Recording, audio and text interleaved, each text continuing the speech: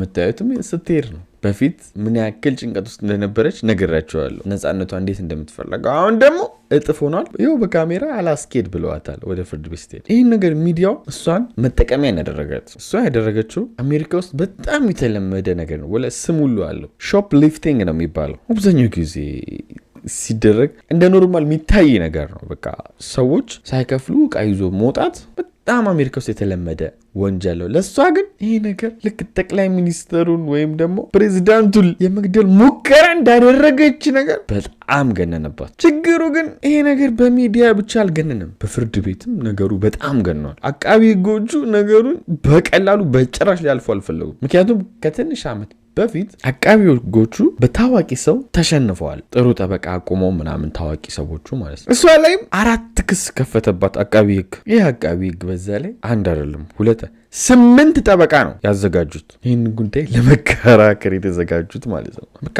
እሷን ትልቅ ቅጣት ለመቅጣት ተዘጋጅተዋል። ግን በዚህ በኩል ዋይኖናን በጣም የሚጠቅም ነገር አገኘች። ፔንኪለር መጀመሪያ የሰጣት ዶክተር ከሕክምናው ታግዷል። የታገደበትን ምክንያት ደግሞ በዚህ ፔንኪለር ምክንያት ነው። ኖርማል ታካሚዎች ሲመጡ ፔንኪለር የሰጠ ብዙ ታካሚዎቹን ሱሰኛና በፔንኪለር ታሞ እንዲቀሩ አድርጓል። ስለዚህ እሷ አደንዛዥ እጽ ትጠቀማለች ሚለው ነገር በዚህ ዶክተር ምክንያት ተሰረዘላት። ባለው ነገር ግን አቃቢ ሕጉ በጣም ተጫነ። በቃ በሾፕ ሊፍቲንግ ባልኳችሁ ማለት ነው፣ ወይም ደግሞ ይዛ ልትወጣው በነበረው በቃ በጣም ማስጨነቅ ጀመረ። ነገሩ ሁሉ በቲቪ እየታየ ነው፣ የፍርድ ሂደቱ እየቀረበ ያለው። ሰው በዚህ ሰዓት እንዴ ይሄ ሁሉ ጠበቃ ይሄ ሁሉ አቃቢ ሕግ አንድ በሰራችሁ ሾፕ ሊፍቲንግ ጥፋት ነው ብሎ ሰው እሷ ላይ የመጣው ጫና እንደበዛ ገባው። ፍሪ ዋይኖና ወይም ደግሞ ዋይኖናን ነፃ አርጓት የሚል እንቅስቃሴ ተጀመረ። ምክንያቱም ሀገር ውስጥ ብዙ መሰረታዊ የሆኑ ችግሮች አሉ መቀረፍ ያለባቸው፣ ብዙ መፍትሄ ሊያገኙ የሚገባቸው ነገሮች እያሉ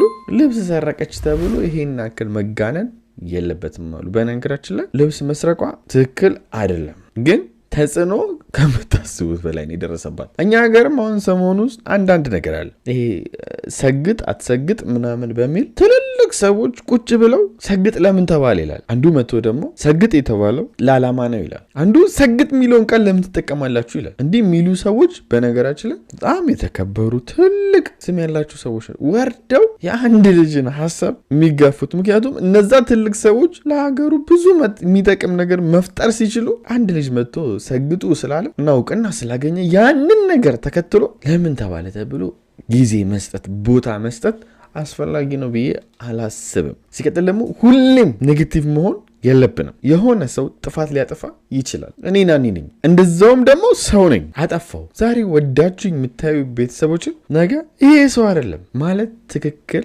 አይደለም። እኔ በራሴ ምሳሌ ልሰጥ። ምክንያቱም ሰው ልጅ ጥፋት ያጠፋል፣ ይሳሳታል። ግን ሁሌም የእናንተን ኔጌቲቭ እና ጥፋታችሁን የሚፈልግ አካል አለ። ያ ሰው ደግሞ ኔጌቲቭ ነገር መፈለግ ተፈጥሮ ነው ሲባል ሰምታችሁ ልታውቁ ትችላላችሁ። ለሱ ቤት እየሰራችሁ ሚስማር የሚደብቅባችሁ ሰው ነው። ጥቅሙ እኮ ለሱ ነው። ግን ሁሌም ኔጌቲቭ ሀሳብ ሁሌም ተቃራኒ ሆኖ መቆም ማንነታቸው የሆኑ ሰዎች አሉ። በራሳችን በህይወታችን ውስጥ ጭምር ማለት ነው። ዩቲዩብ ሲጀምር ያልሳቀብኝ የለም። ከጎረቤት እስከ ዘመድ አሉ እንደዚህ አይነት ጠማማ ኔጌቲቭ ሀሳብ ያላቸው ሰዎች። ለነሱ ተገዢ አትሁኑ። የሆነ ሰው ጥፋት ሲያጠፋ እነሱ ምንድነው ስራቸው እና ያን ነገር ማግነን ነው። ግን እንደ ሰው እናስብ። ይህ ሰው ጥፋት አጠፋ፣ ኦኬሽ፣ ከጥፋቱ ጀርባ ምን ያክል እሱ ሰራተኛ ነበር፣ ምን ያክል ጥሩ ሰው ነበር፣ ማንነቱ ምንድን ነው? ለምን የሚቃወሙት? መቃወም ባህሪያቸው ስለሆነ ነው። ለአንዳንድ ሰው የሆነ ልጅም ሲያወራ ሰምታችሁት ሊሆን ይችላል። መዶሻ ይዘው በኪሳቸው የሚዞሩ ሰዎች ናቸው። ልክ ከፍ ስትሉ ዷ እያደረጉ ዝቅ ሊያደርጓችሁ የሚፈልጉ